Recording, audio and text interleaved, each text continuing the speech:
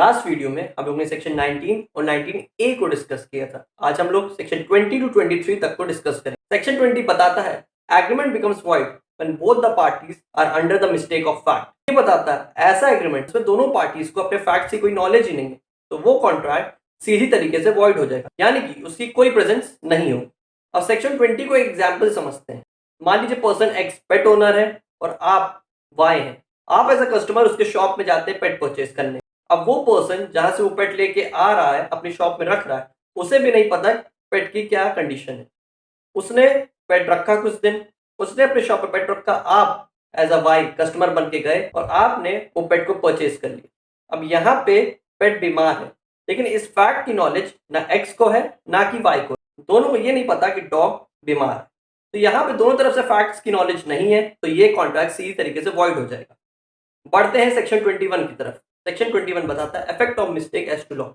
इसमें फैक्ट्स की जानकारी दोनों पार्टीज को रहती है, यानी कि आप अगर कोई कॉन्ट्रैक्ट करते हैं जो कि लीगल हो, प्रॉपर वे में किया गया, लेकिन लॉ के अकॉर्डिंग इसका कोई प्रोविजंस अवेलेबल है ही नहीं, तो ये effect of mistake as to law है। इसका मतलब लॉ में कुछ ऐसा दिया ही नहीं गया है इस कॉन्ट्रैक्ट के बारे में, इसमें सीधी तरीके से कॉन्ट्रैक्ट वॉइड हो जाएगा। अब बढ़ते हैं सेक्शन 22 की तरफ। ये वही बात हो गई, यानी कि इसमें एक पर्सन गलती कर रहा है और दूसरे पर्सन को ये पता नहीं है, यानी कि एक पर्सन को यहाँ पे फैक्ट्स की नॉलेज नहीं है लेकिन दूसरे पर्सन को पता है कि यहाँ पे गलत है, तो ये एक तरीके से वॉइडेबल कॉन्ट्रैक्ट कहलाया जाए। अब समझते हैं सेक्शन 23 को।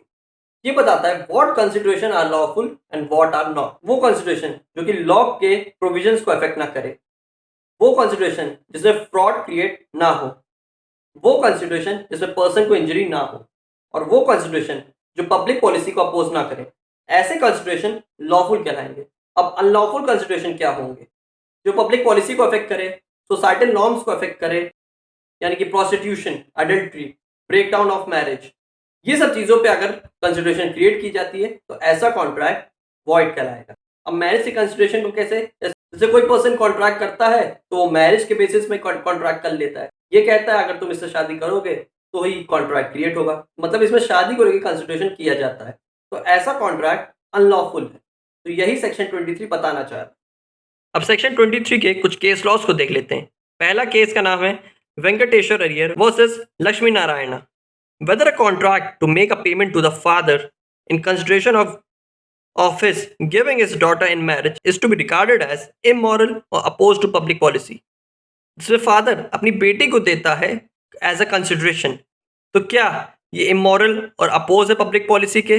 जी हाँ, ये डायरेक्टली इमोरल वैल्यूज को अफेक्ट करता है और ये पब्लिक की नज़र में भी गलत है। अब ये बताता है लॉफुल कंसिडरेशन और लॉफुल ऑब्जेक्ट के बारे में।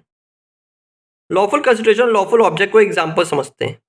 मान लीजिए ए बी को हायर करता है अपने घर हाउसकीपिंग प्लस अडल्ट्री के लिए और कहता है कि मैं तुम्हें 500 रुपये दूंगा। अभी डायरेक्टली वॉइड कॉन्ट्रैक्ट है, इसमें कंसिडरेशन तो 500 रुपये मिलेगा लेकिन ऑब्जेक्ट क्या है? अडल्ट्री का।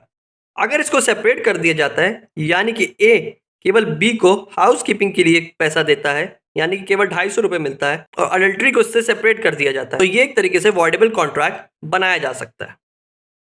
देखते हैं दूसरे केस लॉ को। Virendra Singh versus Lakshmi Narayan 2006। If the consideration or object of an agreement is unlawful, illegal, or against the public policy, the agreement is itself void and legally unenforceable. As a result of this, any check issued in discharge of a liability under such a void agreement। इसको एक example समझते हैं। A B को offer करता है कि मैं तुम्हें पुलिस में जॉब लगवा दूंगा, जिसके लिए बी 1 लाख रुपए मांगता है ए से।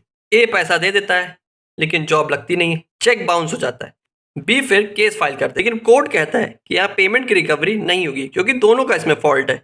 अब जाहिर सी बात है, ए को पता है कि पुलिस की जॉब ऐसे 1 लाख रुपए देने से नहीं लगेगी, तो इसमें दोनों पार्टीज की तरफ से मिस्टेक है, तो इसमें कोई पेमेंट की रिकवरी नहीं मिलेगी। आई होप आपको सेक्शन 20 से 23 तक का कंसेप्ट क्लियर हुआ हो। तो मिलते हैं फिर नेक्स्ट